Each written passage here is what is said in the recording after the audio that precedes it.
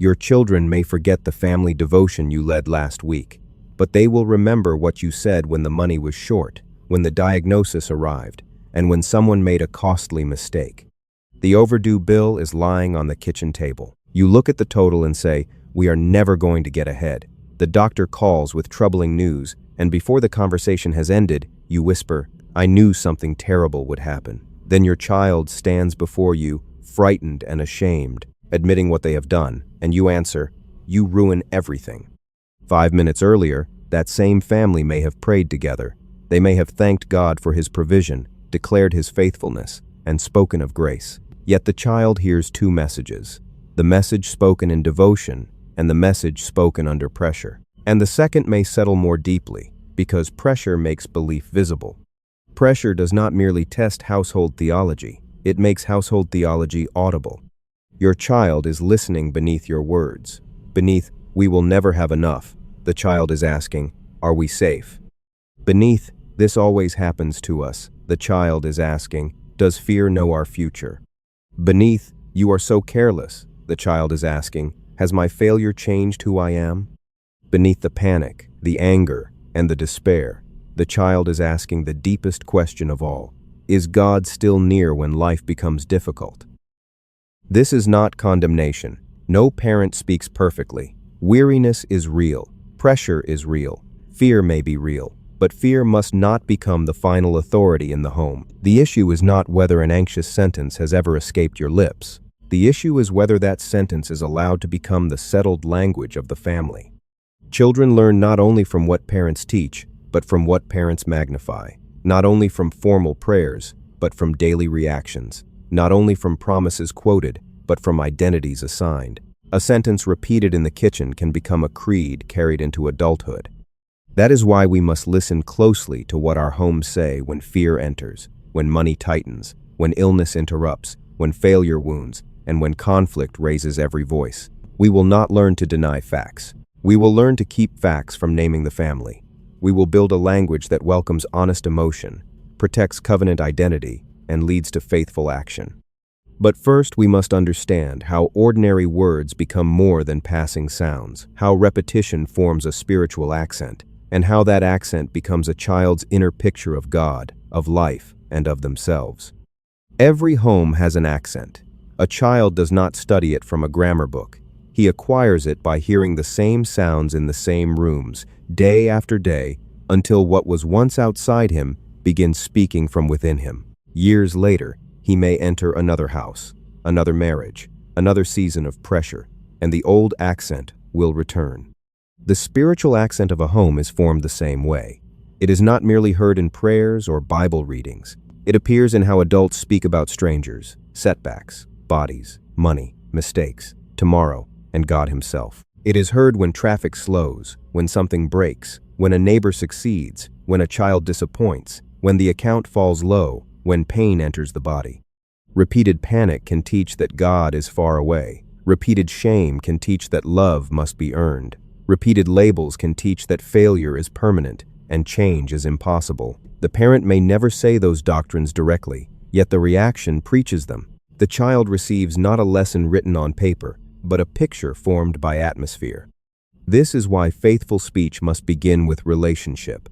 Jesus taught His followers to approach God as Father, not as strangers trying to gain admission, not as frightened servants attempting to earn attention, as children who belong in His presence. If prayer becomes only the emergency alarm pulled when the family is collapsing, children may learn that God is useful in crisis, but absent from ordinary life. But when they see a parent meeting with God in quiet fellowship, receiving peace before speaking, seeking wisdom before reacting, they learn something greater. The Father is near before the answer comes. That does not mean words are magical instruments that mechanically create whatever we desire. A fearful sentence does not make you omnipotent, and a hopeful sentence does not place God under human command. Words reveal what has been governing the inner life. Then, through repetition, they direct attention, shape expectation, and influence action. The movement is inward before it is outward. Fellowship steadies the heart. A steady heart forms a different sentence. That sentence frames the moment. Then, conduct gives the sentence substance. Peace becomes patience. Identity becomes mercy. Trust becomes responsible action. Listen to your home with fresh ears. What receives the largest vocabulary, God's faithfulness, or the problem's power? What do your children hear? You expect wisdom or disaster, growth or defeat? What kind of God do your reactions portray? A welcoming father or a distant ruler who must be persuaded to care? The heart forms the sentence frames the moment. Repeated moments shape the child. And nowhere is that household accent more revealing than when fear begins predicting a future no one has yet seen. The phone call ends, and the room becomes still. The news is troubling, but incomplete. There will be more tests, more questions, more waiting. Yet before the facts have fully arrived, an adult says, "This is going to end badly. I can feel it." The child hears more than concern. The child hears a prophecy. Dread is a rehearsal of a future that has not happened. It gathers yesterday's pain, today's uncertainty, and tomorrow's imagination, then speaks as though the case were closed. When adults practice this repeatedly, children learn that fear can see farther than faith. They learn to treat anxiety not merely as an emotion, but as a trustworthy narrator. This is where we must distinguish three kinds of speech. First, there is naming what happened. The doctor found something that requires attention. Second, there is naming what we feel. I am frightened by this news. Third, there is declaring what the event guarantees. Everything is about to fall apart. The first is fact.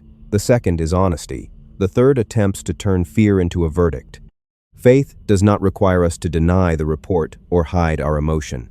The report may be serious. The fear may be real. But neither one has the right to define the family, erase God's presence, or write every page that has not yet been lived. Faith lets facts report. It refuses to let them rule. So answer frightening news in order. State what is known. Admit what remains unknown. Welcome the child's feeling. Affirm the family's belonging. Choose the next wise action. Say, "This is difficult news. We do not yet know everything it means. It is all right to feel afraid. God has not abandoned us, and you will not face this alone. We will ask good questions, seek wise help, pray together, and take the next step." Do not silence a frightened child with a religious slogan. Listening must come before correction. Companionship must come before instruction. Otherwise, the child may learn to conceal fear rather than carry it into the light. The goal is not a house where no one admits anxiety. The goal is a house where anxiety is heard, but never crowned. And parents, do not make your children responsible for calming you. Carry your unresolved fear into fellowship with the Father. Speak honestly there. Receive peace there. Let your inner life become settled before your child must lean upon it. You need not pretend to possess every answer. You can offer presence, truth, and the next faithful step. That is truthful hope. No panic, no performance, no false guarantee. The facts are faced. The feelings are welcomed. God remains near. Wisdom still has work to do. But fear does not speak only through frightening news. Often it speaks through numbers, through bills, balances, and shortages, and tempts an entire household to make scarcity its name. The bill is open on the table. The due date has passed. Two adults are discussing the balance, but the child in the next room is hearing something deeper than arithmetic. We never have enough. We will always be behind. People like us never get ahead. Those sentences sound like descriptions, but repetition turns them into identity. A temporary shortage becomes a permanent family story. A difficult month becomes a prophecy over every month to come. Shame enters the room, and the child begins to believe that money is the master of peace, that a low balance means a lesser life, and that lack has more authority than wisdom, love, work, community, or the care of God. The bill is real. The shortage may be real, but lack is not the family name. That does not mean hiding the statement, pretending the account contains money that is not there, or promising children that a particular answer will arrive by Friday. Faith is not dishonest accounting. It does not erase the number. It refuses to let the number become final authority. Three truths must govern the financial moment. God remains our source. Money is a resource to steward, not a master to fear. And stewardship requires deliberate action.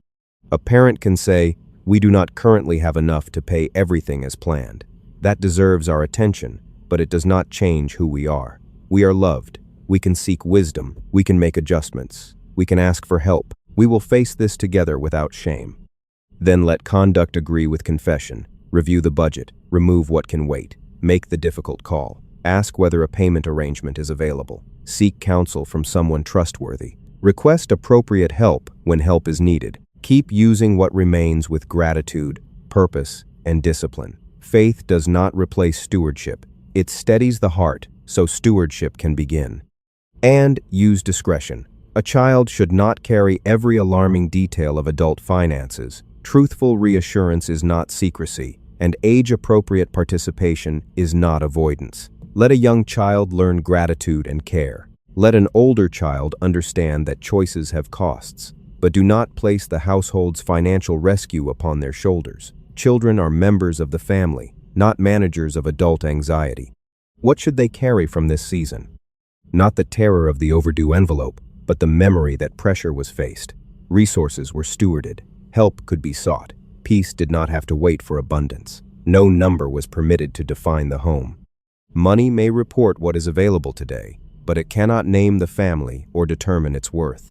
And the same principle must govern the body. If a bank balance must not become an identity, neither should pain, symptoms, or a diagnosis become a person's name.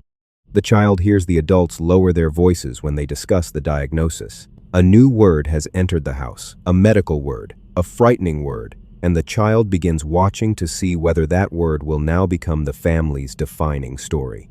Symptoms may be real, pain may be serious, treatment may be necessary, but a person is more than what is happening in the body. This is where faithful speech must remain both courageous and compassionate. Faith does not argue with useful medical information merely to sound strong. It does not ignore symptoms, postpone needed care, or condemn the person who admits that something hurts. It receives the facts, seeks wisdom, and acts responsibly, but it refuses to let a report measure God's nearness or determine the sufferer's worth. There are two damaging extremes. One turns sickness into identity. You have always been fragile. This is simply who you are. The other makes honesty unsafe. Do not say you are hurting. That is unbelief. One names the child by the condition. The other teaches the child to hide inside it. If every expression of fear is immediately corrected, children may learn religious vocabulary while losing the freedom to tell the truth. They may smile while frightened, remain silent while hurting, and confuse suppression with faith. But an unwanted feeling is not a chosen conclusion. Fear can knock at the door without being given the house. So listen before you instruct. Ask where it hurts. Ask what frightens them. Affirm that their experience matters. Pray from relationship, not panic. Seek appropriate medical care. Then continue speaking to the child as a whole person, loved, known, capable of courage, and never reducible to a diagnosis. Say, "This pain deserves attention, and we are going to take it seriously. You do not have to pretend with us. You are not alone. We will pray, ask questions, follow wise guidance, and keep hoping even while we wait." That language does not deny the body. It denies the body the right to become the whole story. Sometimes prayer changes the outward condition quickly. Sometimes the process remains unresolved for a season. Yet prayer can begin transforming the people standing within that difficulty. Panic can give way to peace. Impatience can yield to endurance. Confusion can make room for wisdom.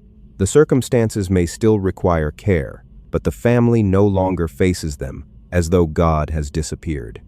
And never turn a sick person's imperfect words into an accusation. Pain can make speech unsteady. Exhaustion can weaken concentration. The household's calling is not to conduct a verbal purity test around the suffering. It is to lend faith, carry hope, offer care, and keep relationship open.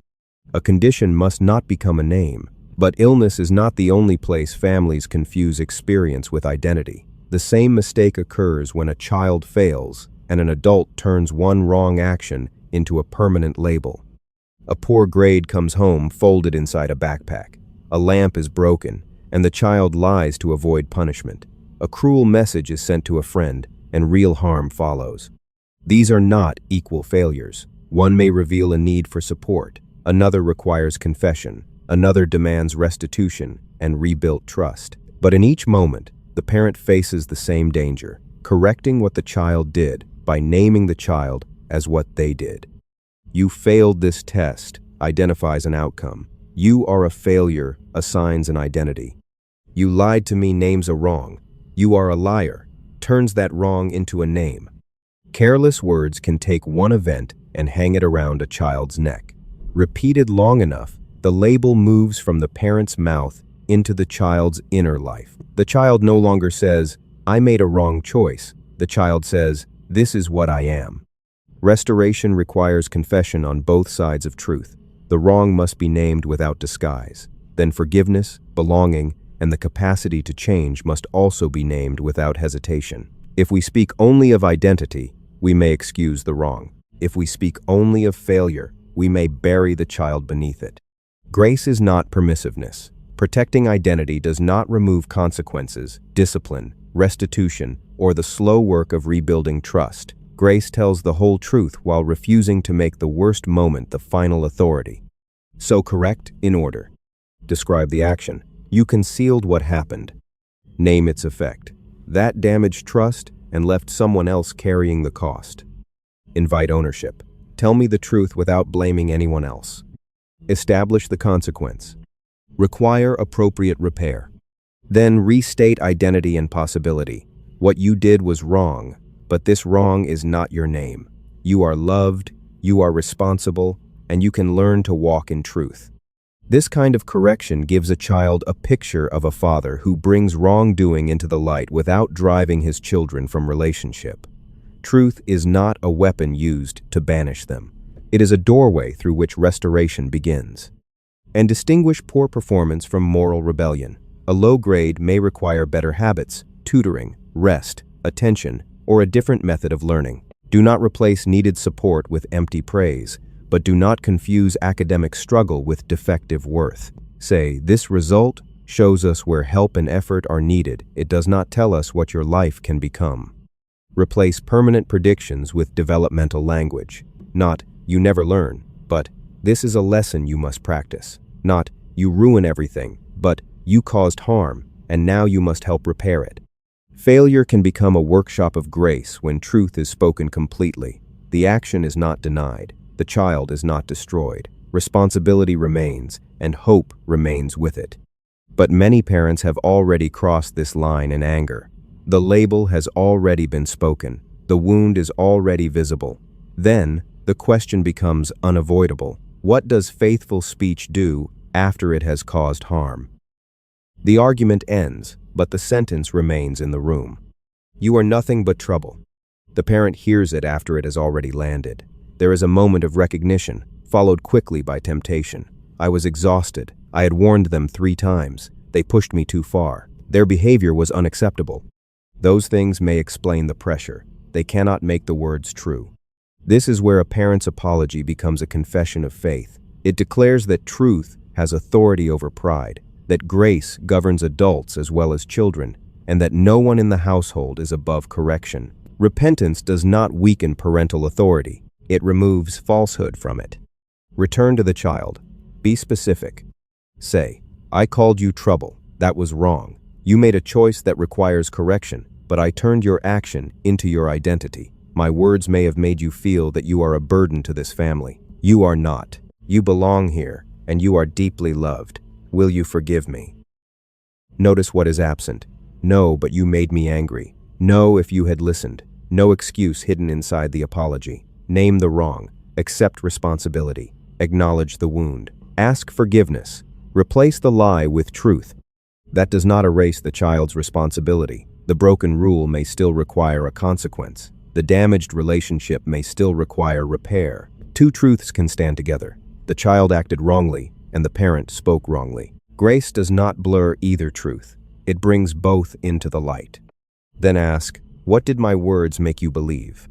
And listen. Do not interrupt to correct the child's interpretation. Do not demand immediate forgiveness so that your discomfort will end. Let the wound speak. A repaired relationship needs truth from both sides. One apology may begin restoration, but it cannot instantly erase a vocabulary repeated for years. If the old label has been spoken often, the new language must be lived consistently. Speak differently when the next conflict comes. Respond differently when you are tired. Let conduct confirm what the apology declared. Trust grows where truth remains under pressure. And do not turn your failure into another permanent identity.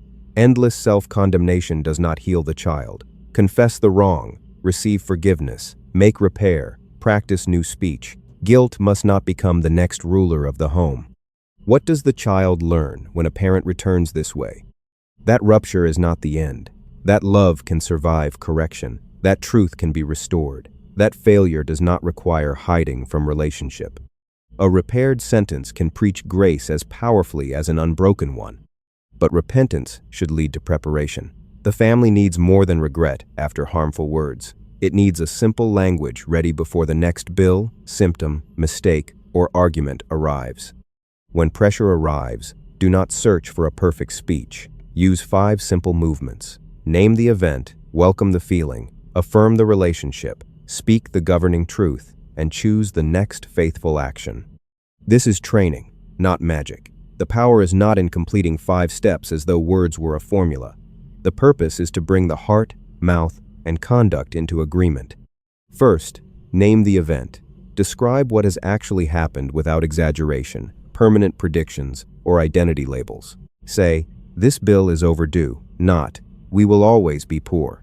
Say, you failed this test, not, you are a failure. Facts can guide action when fear is not permitted to enlarge them.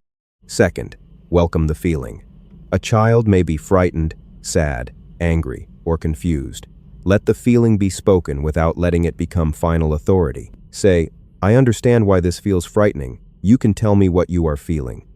Third, affirm the relationship. Before the solution appears, settle the question of belonging. You are loved. I am here. We will face this together. Relationship gives truth a safe place to enter. Fourth, speak one governing truth. Not 10 dramatic promises, one clear truth about God's character, the child's identity, available wisdom, or enduring hope. God remains with us. This mistake does not define you. We can ask for wisdom. Fifth, choose the next faithful action. This is where confession becomes obedience. When money is short, say, the balance does not cover the bill, and that feels unsettling. We remain loved and cared for. Lack will not name this family. Now we will revise the budget and make the necessary call. When illness enters, say, this symptom is painful, and you may tell us when you are afraid. You are not alone, and this condition is not your identity. We will pray, contact the doctor, and follow the treatment plan wisely. When a child fails, say, this grade shows that something must change. I know you are disappointed. Your worth is settled, but your habits still matter. Tomorrow we will speak with your teacher and build a study plan. When a child causes harm, say, what you did wounded someone. You still belong here, but love requires truth. You will apologize, make restitution, and rebuild trust. When conflict or frightening news arrives, adjust the words to the child's age, but preserve the order, truth, emotion, relationship, hope, action. Replace always and never with what is true today. Replace labels with descriptions of conduct. Replace predictions of disaster with the next known responsibility. Practice this language while the house is calm. Say it aloud. Let the family learn its rhythm before fear raises its voice. A response invented in panic will often repeat old training. A response practiced in peace becomes available under pressure. Yet even this framework will feel unnatural if it appears only in crisis. The language needed in the storm must be cultivated before the clouds gather, through a modest daily rhythm that forms the heart of the home. A household accent is not formed by one intense conversation. It is formed by frequent exposure. The same truth heard in ordinary rooms, joined to honest relationship, practiced until it becomes the language the family reaches for naturally. That is why the words needed in crisis must be cultivated in peace. Keep the rhythm brief. Notice a gift. Receive one compact truth. Bless one another by identity. Make room for one honest concern. First, notice a gift. Ask, where did you see goodness today? The answer may be small, a meal, a friend, an unexpected kindness, strength to finish a difficult task. Gratitude does not pretend the day was painless. It trains attention, so that pain does not become the only thing the family can see. Second, receive one compact truth from Scripture. Not a long lecture, not 5 unrelated verses. Give the heart one sentence it can carry into the next day. God is near. Wisdom is available. We belong to Him. Grace will meet us in weakness. The goal is not quantity of information, but language that becomes available under pressure. Third, bless one another.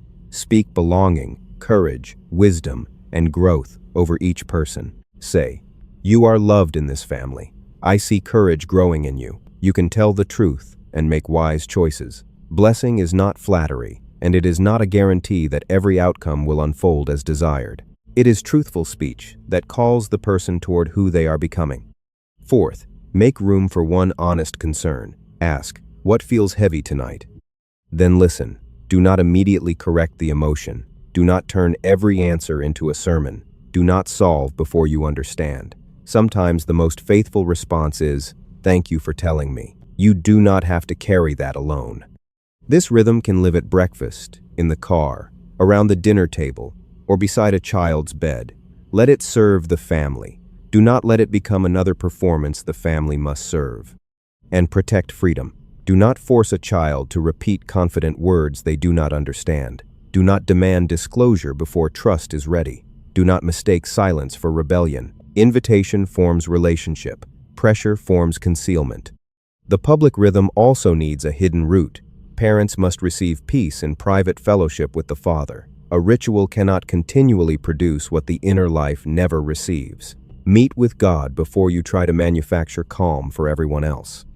Do not measure success by one perfect evening. Look for continuity. Words become calmer, apologies become quicker, labels become rarer, listening becomes deeper, action becomes more faithful. This is how a new accent forms, not through spectacle, but through repeated truth in a safe relationship. Now, narrow the work. Do not attempt to change every sentence at once. Begin with 1 week, 1 pressure point, and 1 phrase that no longer deserves a place in your family's future. Return once more to the kitchen table. The bill is still real, but now the parent says, "We have a shortfall, and we will face it wisely. This number does not define our family." The diagnosis is still troubling, but now the child hears, "It is right to feel concerned. We do not know everything yet. God remains near, and we will seek good care together." The mistake still requires correction, but now the parent says, "What you did caused harm. You must help repair it, but this failure is not your name." Children do not need parents who never feel fear. They need parents who know where to carry fear, how to receive peace, and how to return their speech to truth. Begin with 7 days. Choose one pressure zone: money, health, school, conflict, or uncertainty. Do not attempt to reform every conversation at once. For the first 2 days, listen. Listen in the kitchen, listen in the car, listen when the morning begins and patience is thin. Write down the phrases that recur. Do this without excuses and without condemnation. You are not gathering evidence against yourself. You are discovering what has been governing the atmosphere. On the 3rd day, choose one sentence. Perhaps it exaggerates. Everything goes wrong. Perhaps it labels, "You are impossible." Perhaps it predicts defeat. "We will never recover." Perhaps it turns a condition into identity. "I am always sick." Then ask what belief lives beneath that sentence. Does it portray God as absent? Does it treat fear as final authority? Does it say that change is impossible or that love depends upon performance? On the 4th day, write a truthful replacement. Let it acknowledge the circumstance, affirm relationship, and point toward action. This is difficult, but we are not abandoned. We will seek wisdom and take the next faithful step. On the 5th day, repair what the old sentence wounded. Apologize specifically. Tell your child, "I have spoken as though this problem defines us. It does not. I am learning a truer language." On the 6th day, use the replacement in an ordinary moment. Then act upon it. Make the call. Keep the boundary. Revise the plan. Offer the apology. Words gain weight when conduct walks beside them. On the 7th day, gather briefly. Notice one gift. Receive one scriptural truth. Bless each person. Welcome one honest concern. Then choose the next sentence your household will retrain. Listen to the house. Govern one sentence. Repair what wounded. Bless the child. Act on the truth you speak. A family legacy does not change through flawless performance. It changes through repeated returns to relationship, to truth, to hope, to obedience. And one day, your children may stand in homes of their own when the bill arrives, the report troubles them, or someone fails. Under pressure, they will open their mouths and a different spiritual accent will speak.